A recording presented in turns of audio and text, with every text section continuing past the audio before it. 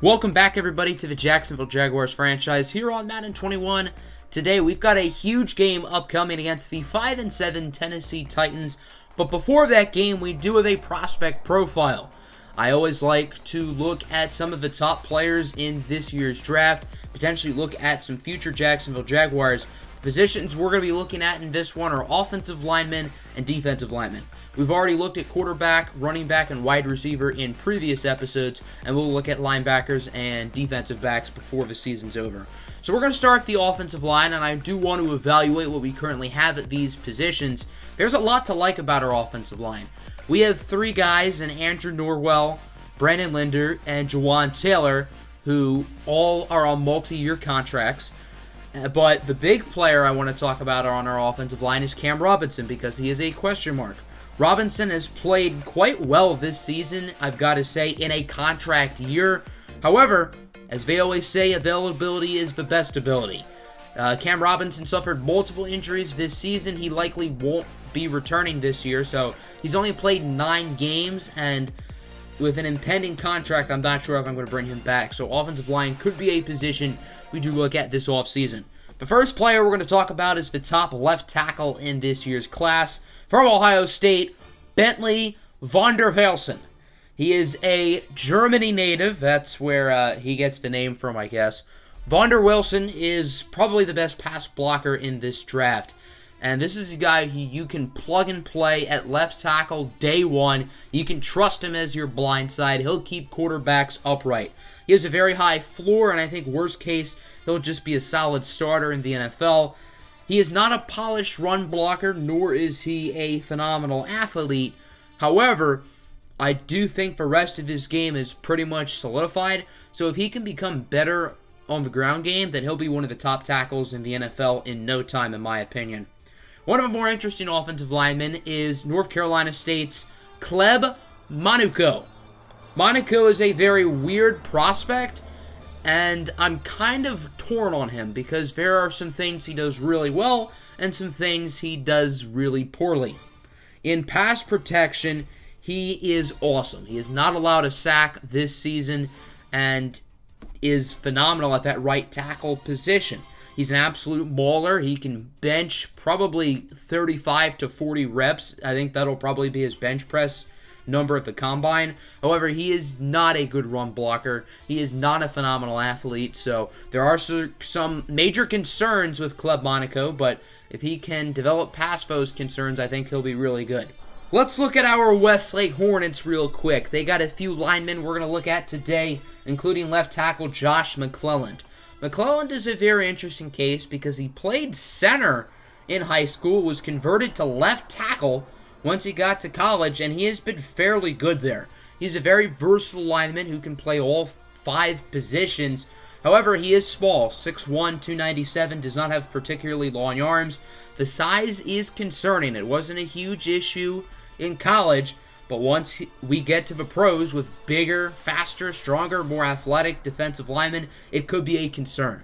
The other Westlake offensive lineman we're going to talk about today is right guard Brandon Flores, who has quietly developed into one of the better players on this Westlake offensive line. Flores is a very interesting case. When you look at the scouting report, he is a phenomenal pass blocker. He's only allowed 7 sacks in his college career. He's a very good athlete, played defense in high school, and he is versatile. However, he is not a phenomenal run blocker, and he hasn't really gotten that much better since his first year of starting as a sophomore, and that is a little bit concerning. I would have expected leaps from him in the run game, and I feel like he's actually regressed. I think this year was his worst year as a run blocker. Now let's take a look at probably the best offensive line prospect in this year's class, offensive guard from Clemson, Kazuo Artemis. Other than Quentin Nelson coming out of Notre Dame a few years ago, we have not seen an interior lineman prospect like Artemis. As a run blocker, he is elite. This guy will be an immediate force in the run game on day one, and he is going to be excellent. Very high floor type player. However, he's not a phenomenal pass blocker. He's not a bad pass blocker, but he needs to improve there. Does struggle against some of the bigger and stronger defensive linemen in college football, which is a concern because, I mean, the defensive linemen are only getting bigger and stronger in the NFL. So if he can continue to bulk up, get more athletic, he'll be a monster. One of the mid-round gems I found in this class is Michigan's Chris Charles. And I feel kind of bad by calling him a mid-round gem because he probably will go in the second round.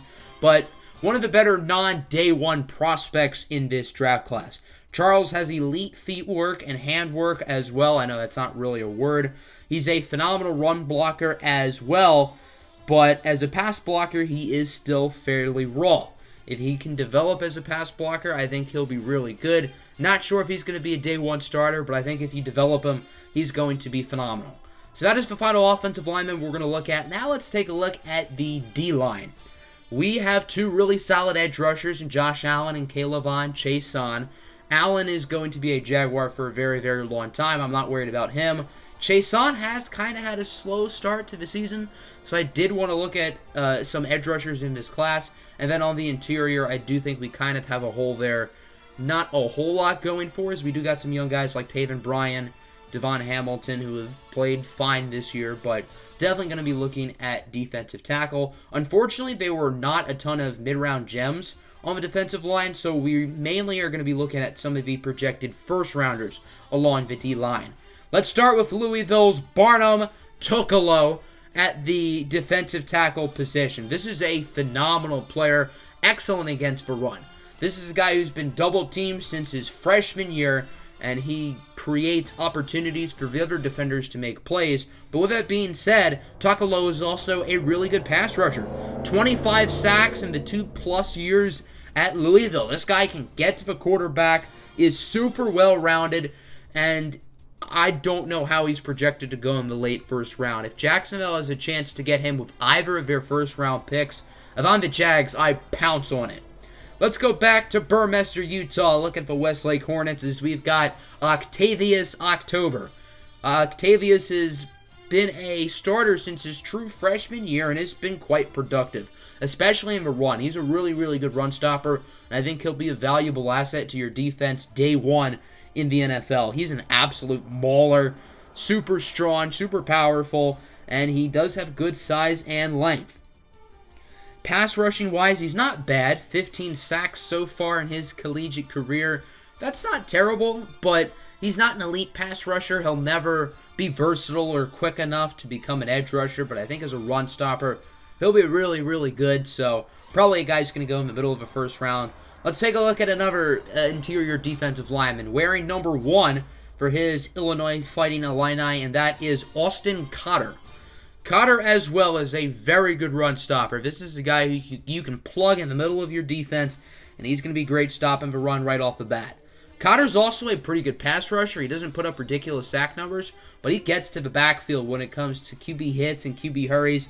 He does that very well. He is small though, only 6 foot, 305, does not have particularly long arms either. Now this is kind of what we said about Aaron Donald coming out of Pittsburgh. Super talented player, but he is smaller. Obviously, Donald turned out just fine. I'm not saying Cotter's going to become the next Aaron Donald, but size isn't everything. Let's look at his teammate on that Illinois defensive line in Devontae Cunningham, another player I project to go in that 10 to 15 range, which is right where Jacksonville could be picking, although edge is probably not at the top of their needs. Maybe they like Cunningham a lot and want to see if he's better than K'Lavon Chaisson. Maybe the Jags have given up quickly on Chaisson. Cunningham is a very good finesse rusher, has a lot of speed and burst coming off the edge.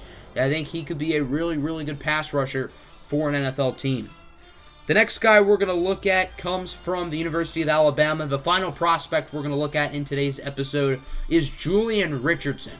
Richardson is super raw, but I think he has the upside to be really good. The motor and the effort is definitely questioned with Richardson, and there's a lot left to be desired on the field, but talent-wise, this guy has the ceiling to be a stud.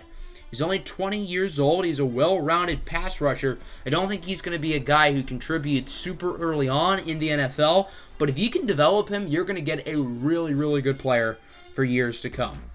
So that'll do it for the prospect profile, and now let's actually get to the NFL team. Our Jaguars are currently 4-8, taking on the 5-7 Tennessee Titans. This game has a lot of playoff implications. Currently, the Texans and Titans both have 5-7 records, tied for first place in the AFC South. Jacksonville, meanwhile, stands at 4-8. So if Jacksonville wins, not only will they split the season series with Tennessee, but this could potentially propel them to first place with a Houston loss this week. The Texans do play the Bears, who are really good, led by MVP favorite Nick Foles. Yeah, those words just came out of my mouth. We already played the Titans this year. They have a really solid roster led by the backfield of Ryan Tannehill and Derrick Henry. I mean, they're going to be a challenge. Even though they're 5-8, I think the record does not show you how good this football team is. So let's get this one underway. Doing a little bit of experimenting, as you can see. We're doing the game noise rather than loud background music. Let me know what you think of that in the comments below. As on the first play from scrimmage, Minshew is sacked by the former Boston College Eagle. It's Harold Landry. 3rd and 10. Minshew going to throw it for Keelan Cole, who makes a really nice tippy-toe grab for a gain of 15. Keelan Cole and Chris Conley are two players who are definitely going to have to step up, with D.D. Westbrook recently getting injured. Westbrook probably will not return this season, as there is Chris Thompson, the running back, for a gain of 21. Recently activated off of the IR, and Thompson has been fairly solid since returning from injury. Now from the 39, nice run for a gain of 12 by Leonard Fournette. And a pretty solid drive for Jacksonville. Looks like it's going to end with a 36-yard field goal attempt from Josh Lambo. Lambo leads the NFL in field goal attempts and has been fairly solid. He hasn't been great, but he's been good enough. As he makes the kick, Jacksonville leads it 3-0. Titans now with it. Tannehill on 3rd and 6. Short throw for Henry. And he is going to try to reach for the first down, and he is successful. The rookie Josiah Scott attempted to tackle him. He didn't think that was a first down. Following play, Tannehill looking to throw it under a little bit of pressure, and he's going to be sacked. Josh Allen with his 10th QB takedown of the season. Allen started the year off really slow, but the past month or two, Josh Allen's been one of the best pass rushers in the NFL. 3rd and inches, play action fake. Tannehill going for his tight end, Jonnu Smith, to the 32. Jonnu Smith is having a breakout year and is quickly turned into one of the better tight ends in the NFL. 4th and 12, here is Kai Forbath for a 52-yard kick, and it is short. That's what she said, and to be specific, that's what she told me. Score remains 3-0. Minshew on 2nd and 4, scrambling like he's late on a date. Tough throw for Laviska Shenault, and the route instead will be jumped by the veteran Jonathan Joseph. You can't spell intercepted without the D. So the Titans force the turnover. They get it back. Let's see what they can do with their new drive. Is on 3rd and 11. Tough grab by Jonnu Smith. Quickly tackled by Schobert, but he does get 12, which is good enough for the first down. 2nd and 10 now. Tannehill going to go up the middle just a little for A.J. Brown, the blossoming star out of Ole Miss. Tannehill 6 for 9 now. Nice. 3rd and 1 from the 22. Titans are moving it, really capitalizing off that turnover, as Henry runs into his blocker and does not get the first down. Miles Jack and Josh Allen were both there at the tackle for loss. 4th and 2 at the 23. The Titans are going to risk it for the biscuit. They're going to go for it. Derrick Henry gets only 3, but that's all he needed to keep the drive alive. 1st and goal now from the 5. Tennessee going to try to take the lead here as Tannehill looking to throw it. And he gets it to the wide-open A.J. Brown for the touchdown. And the Tennessee Titans now lead this game 7-3 with about 5 minutes to play until halftime. 2nd and 7. Minshew, short pass for Keelan Cole. Outrunning the defender, brought down at the 45 by Jonathan Joseph. Good play after the catch by Cole. Now from the 29. First down, Minshew. Under pressure, he's going to look for his rookie wideout, Laviska Shenault, who breaks the tackle and is into the open field for a touchdown. Shenault has had a really good rookie year. He's not gotten into the end zone a lot. I believe that's only his 2nd or 3rd receiving touchdown of the year. Nonetheless, the Jaguars will regain the lead as it is now 10-7. Titans going to try to regain the lead before the end of the first half, and they won't be successful, it looks like. The rookie, C.J. Henderson, with his first career interception, and he takes it the distance for a 20-yard pick six, and Jacksonville is all of a sudden up by 10. It took a while for the rookie to make a big play, but I guess this is his welcome to the NFL moment. Wish it would have been a little bit earlier in the season, but you can't really complain too much. Ensuing kickoff. Things really are not going well now for the Titans, and they're going to get worse as the kick returner fumbles it. Tyler Eifert recovers, and Jacksonville gets it inside the red zone. Huge play right there by the special teams unit as on 2nd and goal, Minshew is sacked. Unfortunately, Jacksonville will be unsuccessful to score the touchdown, but they would get a chip shot, 20-yard field goal from Josh Lambo. This game was just 7-3 about 2 minutes ago, and now it is 20-7. Jacksonville is on a tear, and they won't stop now. Ifeadi Adenabu with the sack. Jacksonville calls timeout. They're going to try to extend their lead even more before halftime. 3rd and 1, Minshew scrambling to his left, and he's going to find the wide-open Leonard Fournette, who breaks the tackle. Fournette past the 30, and is going to be brought down at the 25 by number 25, Adoree Jackson. As on 4th and 8, another field goal attempt here from Josh Lambo. He is currently 2 for 2. Gonna make it 3 for 3 at the buzzer here in the first half. And Jacksonville on a 20-point spree. They lead this one 23-7. The defense is looking really good. They have not allowed 100 yards yet. C.J. Henderson with his first career interception. And Jacksonville is looking locked and loaded right now as they try to potentially take first place of the division. Ensuing Titans drive to open the second half. Tannehill is picked off again. This time by Trey Herndon, his 3rd pick of the season. That is the most interceptions for any player on the Jags, as the Jacksonville Jaguars would get it back here. They have an opportunity to make it a 3-score game, and that'll help. Fournette gets 18 before being wrapped up by the superstar safety Kevin Byard, arguably the most underrated player in the NFL. 3rd and 4 now. Short throw for Chris Thompson. Nobody else was open. He does not get much, and the drive is going to be stalled. Titans are only technically down by 2 scores. They are far from out of this game, as on 1st down, there's Adam Humphries for a gain of 21 yards, bringing it past midfield to the 49.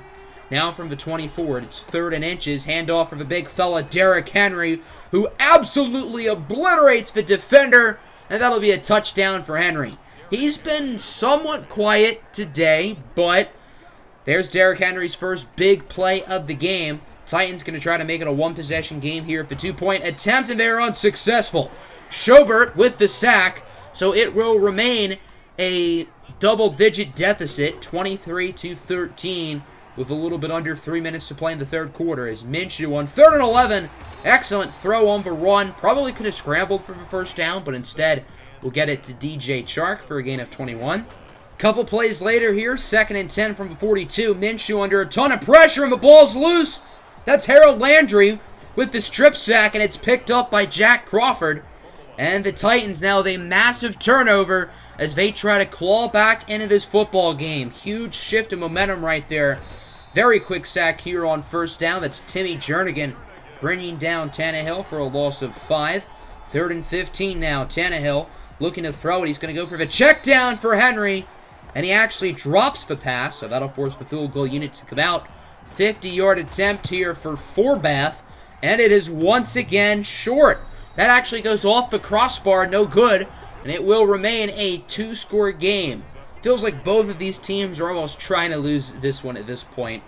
Jacksonville now with it, 3rd and 3. Minshew sacked again. Kevin Byard this time, the Middle Tennessee State alum, brings him down, so that'll bring us to the 4th quarter. Titans hanging on by a thread as on 2nd down. There's Adam Humphries for a gain of 20, bringing the Titans to around the 47.